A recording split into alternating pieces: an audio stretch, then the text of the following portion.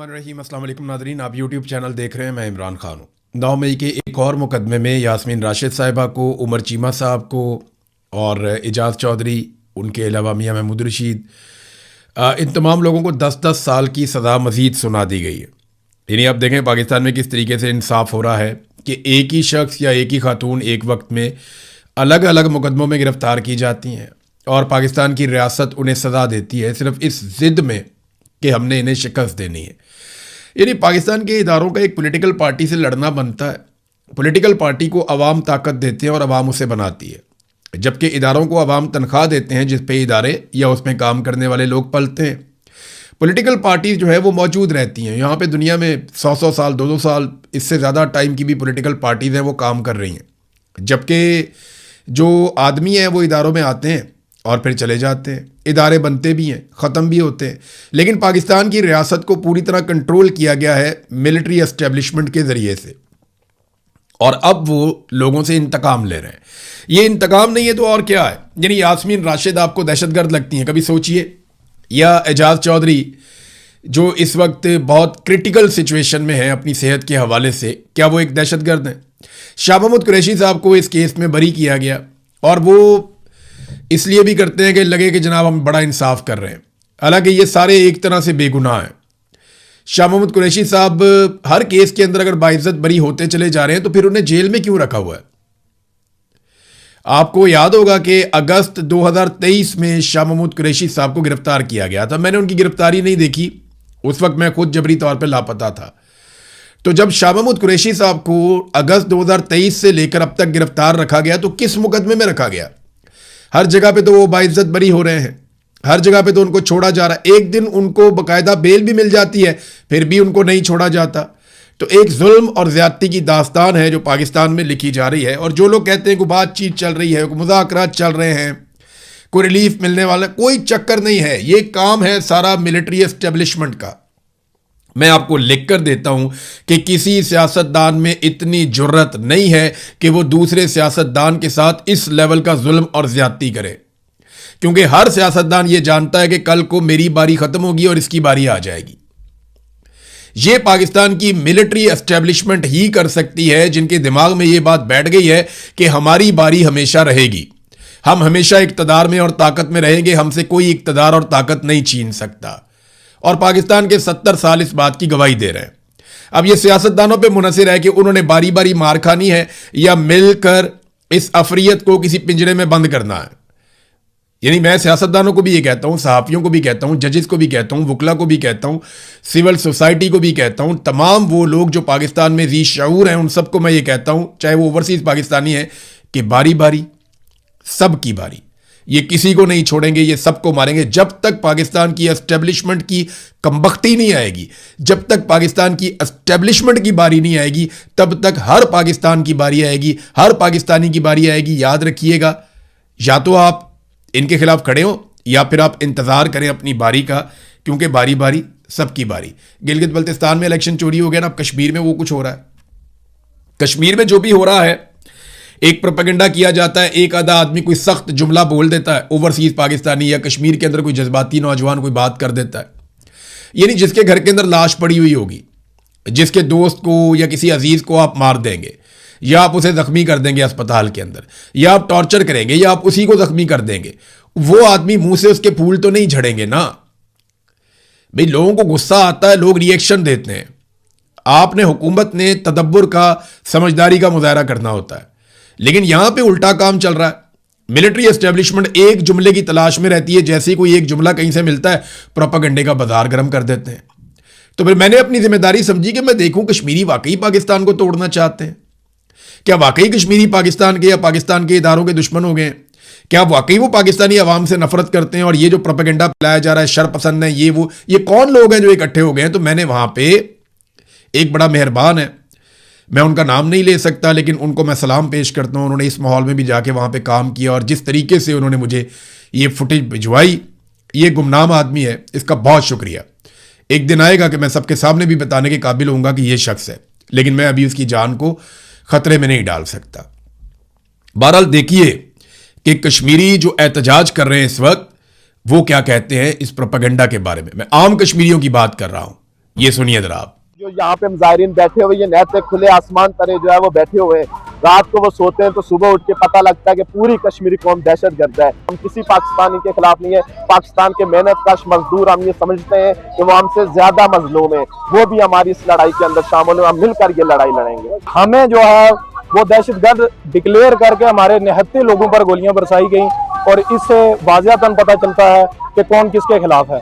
और पाकिस्तान कल भी हमारा भाई था और आज भी हमारा भाई है, ठीक है। और ये लोग जो हैं बीच में से आके प्रोपेगेंडा कर रहे हैं कि वतन के लिए आवाज़ उठाते हैं, तो अगर हमें कोई भी वतन कहता है कि ये गद्दार है तो इंशाल्लाह हम ये गद्दारी नस्लों तक हम करेंगे। किसी बंदे को कोई असला नहीं है, कोई वेपन तो बगैर आसा न तो लोग, बल्कि असा को बच्चे भी हैं, बुजुर्ग भी हैं असा को, ठीक है। तो पाकिस्तान ने जो फोर्सेज आई ने था दहशतगर्दी तो उन्होंने तरफ होनी पी है, असा तो पुरअमन लोग हाँ बिल्कुल। यहाँ के अवाम रियासत पाकिस्तान की सालमियत के खिलाफ बिल्कुल भी नहीं है। पाकिस्तान की तमाम अवाम को हम अपना भाई समझते हैं, हम उनके दुख दर्द के शरीक हैं, वो हमारे दुख दर्द में हमारे शरीक बने, हम उनसे यही मुतालबा करते हैं। हुकूमत पाकिस्तान ने गलत रंग देकर आज़ाद कश्मीर और पाकिस्तान की आवाम को लड़ाने की एक दिनवानी साजिश की है, हम इसकी पुरजोर मजम्मत करते हैं और ये हमारी तहरीक ये आज भी जारी है और कल हमारे बुनियादी हकूक मिलने तक ये हमारी तहरीक जारी रहेगी। पाकिस्तानी हमारे पहले भी भाई थे, आज भी हमारे भाई हैं, उनसे हमारी कोई लड़ाई नहीं है। हमारे हकूक जो हमारी डिमांड है वो अपनी गवर्नमेंट से और हमारी लड़ाई उनके साथ ही है। रोज की बुनियाद पे लोग शहीद हुए हैं, लोगों को जख्मी किया गया है, इस चीज़ के खिलाफ लोग निकले, हमारा साथ दें, हमारी आवाज़। जो अवाम है कश्मीर के वो पाकिस्तान समेत दुनिया भर के अवाम को अपना भाई समझते हैं। हमारी जो लड़ाई है वो लूट मार के इस निज़ाम के खिलाफ है। आवाम के साथ हमारी कोई लड़ाई नहीं है यार, लड़ाई जो होती है वो हमेशा हुक्मरानों के साथ होती है, आवाम के साथ हमारी क्या लड़ाई है। आवाम अपने हकूक के लिए निकली है और इंशाल्लाह आखिरी जिद्दोजहद तक हम सड़कों पे ही मौजूद है। ना पाकिस्तान के किसी इदारे से, ना किसी के साथ हमारी कोई दुश्मनी है, ना कोई जंग है, ना हम किसी के खिलाफ हैं, हम लोग एक हैं, हम मुसलमान हैं और मुसलमान ही मुसलमान को आके मार रहे हैं और यहाँ नहते लोगों पे गोलियां चलाई जा रही हैं। खुदा रहा आप लोग भी हमारी आवाज़ दें। तो नादरीन, आपने आम कश्मीरियों की बात सुनी। आम आदमी की बात वैसे कौन सुनता है पाकिस्तान में? पाकिस्तान की एस्टेब्लिशमेंट का आम आदमी के बारे में रवैया इंतहाई तज़हीक आमेज़ है। वो बहुत बदतमीजी करते हैं, आम आदमी को ब्लडी सिविलियन वो कहते हैं और उसे समझते ही कुछ नहीं है। यानी हाई ऑक्टेन जो है वो अमीर आदमी का फ्यूल है, उसके ऊपर लेवी पता कितनी कम की है? 214 रुपये उसके ऊपर लेवी कम कर दी है। यानी उसको कितना बड़ा रिलीफ दिया है इन्होंने कि जनाब लेवी 214 रुपये कम कर दी हाई ऑक्टेन के ऊपर। जहाज का जो पेट्रोल है वो सस्ता किया, आम आदमी का पेट्रोल महंगा किया। ये पाकिस्तान के अंदर स्टेट ऑफ अफेयर्स है, गवर्नमेंट इस तरीके से चल रही है। और ये टाउट हमें समझाते कि हैं और बयानियां किस तरह बनाते हैं कि जनाब देखें ना, पाकिस्तान के अंदर पेट्रोल अब भी अमेरिका से, बरतानिया से, पता नहीं कौन कौन से मुल्कों से सस्ता है, वहां पे पेट्रोल ज्यादा महंगा बिकता है। और भाई वहां पे आपने अफोर्डेबिलिटी भी देखनी होती है। एक तो आपने ये देखना होता है वो कितनी दूर से खरीद कर ले जा रहे हैं, फिर आपने ये देखना होता है कि उनके लोगों की फीकस आमदन कितनी है। जितना पैसा एक पाकिस्तानी पूरे महीने में नहीं बना सकता, उतना पैसा यहां पे बरतानिया में एक आम आदमी, एक मजदूर जो है वो 4 या 6 घंटे काम करके बना लेता है। अगर बरतानिया में 500 रुपए लीटर या इसके आसपास कहीं पे पेट्रोल की कीमत है या डीजल की कीमत है तो पाकिस्तान से तो ज्यादा ही है, लेकिन सेम टाइम में आपको देखना पड़ेगा कि एक बरतानिया के अंदर रहने वाला शख्स 5 से 6 हजार रुपए पाकिस्तानी एक घंटे में कमा लेता है पाकिस्तान में किसी की इतनी कमाई? यहां पे तो लोग 2-3 दिन काम ही नहीं करते, जुम्मेवार दिन जल्दी चले जाते हैं, हफ्ते एतवार को काम ही नहीं करते, वो पैसे खर्च करते हैं, इनकी इतनी ज्यादा कमाई है। पेट्रोल का खर्चा इनका तो इनको लगता ही नहीं है क्योंकि इनकी कमाई बहुत ज्यादा है।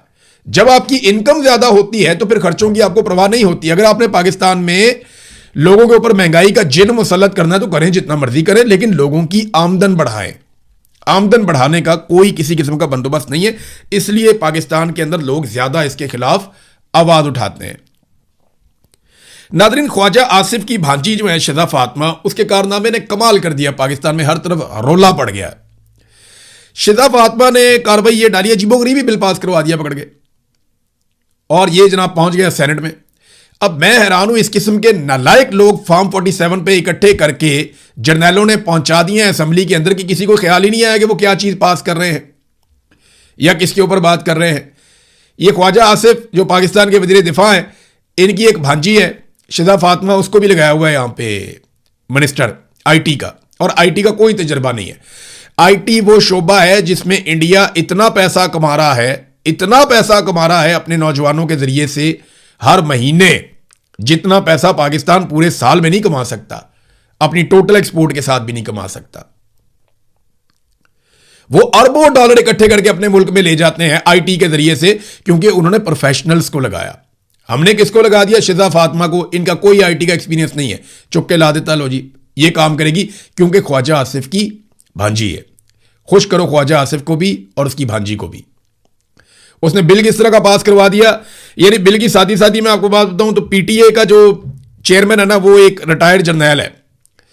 जैसे बाकी इदारों में रिटायर्ड जर्नैल बैठे हुए ना, वहां पे पीटीए के अंदर भी एक जर्नैल बिठाया हुआ है, जनरल हफीज। अब उसको ये इख्तियार दे दिया गया इस जर्नैल को कि वो अपने ये जो टेलीकम्युनिकेशन इसके पास महकमा है, उसमें जितनी कंपनीज काम करती हैं नीचे, जो टैक्स देती हैं, इसके जरिए असर भी आती है ना, उनके जरिए से वो जिसकी मर्जी प्रॉपर्टी में बढ़ जाए। यानी ये सहूलत दे दी गई कि जिसकी मर्जी प्रॉपर्टी में जाके तुम खंबा लगा दो, जिसकी मर्जी प्रॉपर्टी में तुम तारें बिछा दो। ये इस जर्नैल को चादर और चार दीवारी का तकद्दुस पामाल करने का पूरा इख्तियार दे दिया गया।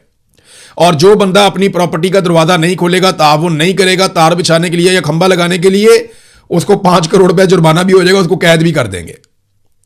ये बिल पास हो रहे हैं पाकिस्तान में, और पास करने वाला कौन है जरा ये भी आप देख लें। जनरल मुशर्रफ के दौर में ना, ये बिलाल गौरी साहब हैं जर्नलिस्ट, उन्होंने ये इंकशाफ किया है, तो उनका क्रेडिट है तो मैं उनको दूंगा।